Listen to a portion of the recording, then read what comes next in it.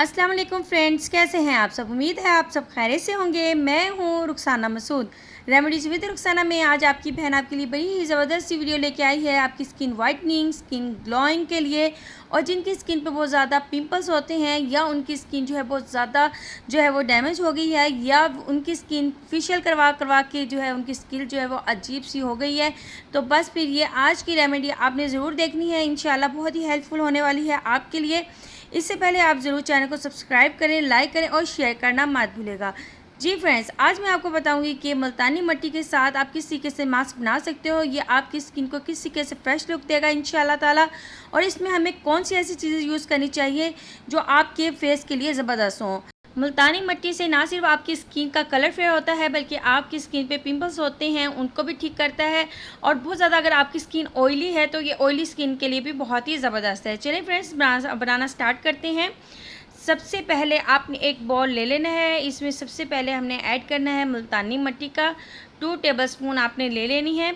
और अगर आप बाज़ार से साबुत मुल्तानी मिट्टी लेके आएँ तो उसे घर में ही लाके आपने जो है वो पीस लेनी है, वो सबसे बेस्ट है। ठीक है जी। उसके बाद आपने 1 टेबलस्पून जो है वो टमाटर का ले लेना है, यानी कि टमाटर का जूस ले लेना है।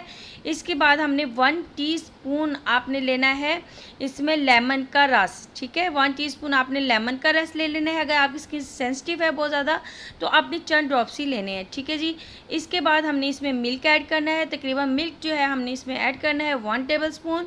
रोज़ वाटर हम इसमें ऐड करेंगे तकरीबन 1 टेबलस्पून अभी मैं ऐड कर रही हूँ। अगर थोड़ा सा थिक हुआ तो हम इसमें और डाल देंगे। ठीक है जी। सबसे पहले मैं इसे अच्छे से मिक्स करके देख लूँगी कि इसका पेस्ट जो है वो किस तरीके का रेडी होता है। उसके बाद आपने 1 टेबलस्पून जो है और ऐड कर देना है। तो इस तरीके से आपने एक अच्छा सा बैटर जो है वो बना लेना है, यानी कि अच्छा सा मिक्सचर बना लेना है। ठीक है जी। अब इस मिक्सचर का आपने यूज़ किस तरीके से करना है, सबसे पहले अपने फेस को वॉश कर लें अच्छे से। नेक आप अच्छे से जो है वो साफ़ कर लें।